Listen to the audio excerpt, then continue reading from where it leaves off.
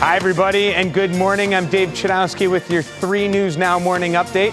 Thanks for spending a few minutes with us. Now, in this update, we're talking Olympics with the opening ceremony now just one day out, COVID-19 vaccine studies as cases continue to rise, and the pleas from one family to find their sister. That's all coming up. But first, we turn to Holly with a check of today's forecast.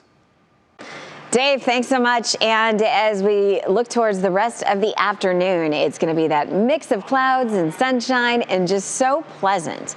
Highs in the 70s. Now, granted, we should be in the mid-80s this time of the year, but it's hard to complain about low humidity and comfortable weather. You get that little break and we will be, trust me, warming back up. You'll see the 7-day forecast here in just a moment. But even into this evening, and speaking of this evening, if you're going to the Indians game, the weather looks really pleasant. As we head through the night, we'll see temperatures drop back into the 60s. So at Progressive Field, make sure you maybe have that sweatshirt. And then tomorrow, starting off with sort of that mix of clouds and sunshine. And again, we will see some stray showers and storms re-enter the forecast for your Friday.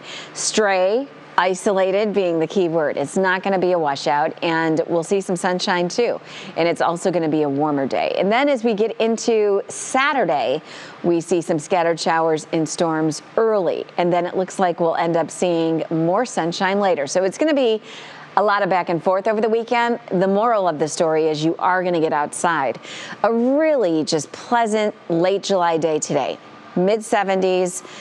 Enjoy, partly to mostly sunny.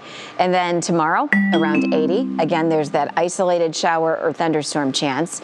And then over the weekend itself, at times we'll have some scattered storms, but at times it'll be partly sunny, and it's definitely going to warm back up. We'll be in the mid-80s for highs. And go ahead and copy that into next week, mid to even upper 80s. So we're feeling that late July heat again. Dave, back to you. All right, Holly, thank you very much. Maybe take an Indians game in tonight. Love the weather forecast for that. All right, well, today, the federal corruption trial of longtime Cleveland Councilman Ken Johnson and his aide continues in Akron.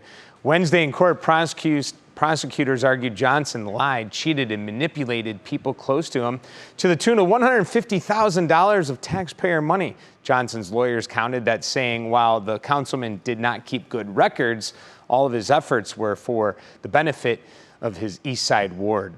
Ohio Supreme Court has overturned the death penalty conviction of a Plain Township man who pleaded guilty to killing 3 North Royalton women.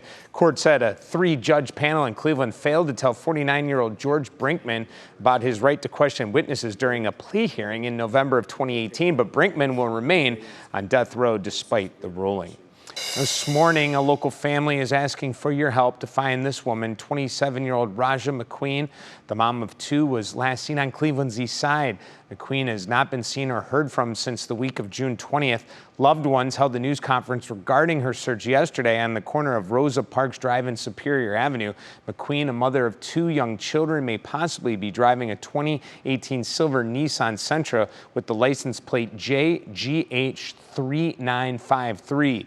Family says any information will help. So at least if someone can just say something. You see something, say something. She was last seen on this street.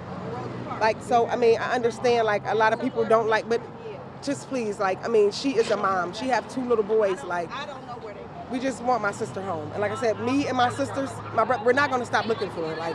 That's just not going to happen. So we need to find her either way, one way or the other. She got to come back to us.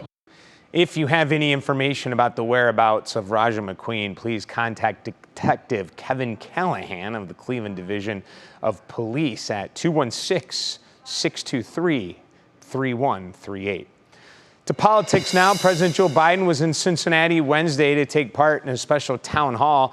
The president took questions from the audience about all the topic issues, including the pandemic, his bipartisan infrastructure plan, and his ideas on how to calm down a jittery post-pandemic economy. At one point, President Biden acknowledged to the crowd it will take some time to get the economy back on track. The Republican National Committee released a statement about President Biden's visit saying, quote, "It's been a long 6 months of rising crime rates and anti-police rhetoric that leave their families less safe." Biden says issues matter, but it seems as aviators are too tinted to see what's happening in Ohio. In Washington, House Speaker Nancy Pelosi rejected 2 Republicans tapped to be part of a committee investigating the January 6th Capitol attack. One of those rejected is Ohio Representative Jim Jordan. Pelosi said she was concerned about the impact the congressman could have on, quote, the integrity of the investigation. House Republican leader Kevin McCarthy is now threatening to pull all of his proposed appointees and run their own investigation if Pelosi doesn't reverse course. Ohio stands to receive a sizable chunk from a lawsuit against the 3 biggest U.S. drug distributors and Johnson & Johnson over the toll of prescription opioids. Attorney General Dave Yost announced that Ohio will get about $1 billion of the $26 billion nationwide settlement. A small controversial new study is calling into question the effectiveness of the Johnson & Johnson coronavirus vaccine. The new study says it may be less effective against the Delta variant and that the 13 million people who've received it may need a booster, but the CDC does not recommend that. The study is facing backlash because it's not been peer-reviewed and has a very small sample size of 27 people. J&J says its own studies show its vaccine does offer strong protection. This was a very small study done in a laboratory, not in a real-world environment, and other studies have shown that the Johnson & Johnson vaccine in the real world has proven very effective, particularly at preventing severe illness, hospitalizations, and deaths. Meanwhile, New York City announced it will now require all 42,000 employees of the city-run hospitals to be vaccinated or get weekly COVID tests. 42% of them have still not been given the shot. Across the country, about 1 in 4 healthcare workers are still unvaccinated.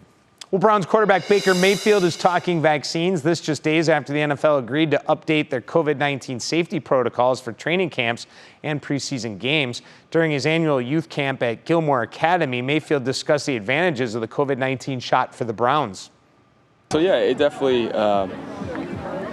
poses a competitive advantage for higher vaccine rates on your team, just because the close contact rates and what happens if somebody does unfortunately get COVID, what can happen to the rest of the building. But yeah, it's a competitive advantage, but it's also way more than that. It's about safety and just general health and well-being of human life. So. One of the advantages that Mayfield referred to was the fact that vaccinated players will not be required to quarantine following high-risk exposure to COVID-19. Meantime, lagging vaccination rates among nursing home staff are being linked to an increase in COVID infections and deaths at senior facilities nationwide. CDC says one of the hardest hit states is Colorado, where many nursing home workers statewide are still not inoculated. The more aggressive Delta variant is also being blamed for the rise in those infections. And before we go, we want to wish happy birthday to Cleveland. Happy birthday, Cleveland. Yeah, our city was founded 225 years ago today. There's a celebration at 11 this morning in front of the Moses Cleveland statue at Public Square. Cleveland looking fantastic. All right, well, thank you for taking the time to join us for this 3 News Now morning update. Make sure to continue to check our social media pages and WKYC.com throughout the day. I'm Dave Chudowsky. I'll see you again Friday morning on Go starting at 4:30. And it is, again, the Olympics begin. We're excited. We're ready to go. Hope you have a great Thursday, everybody.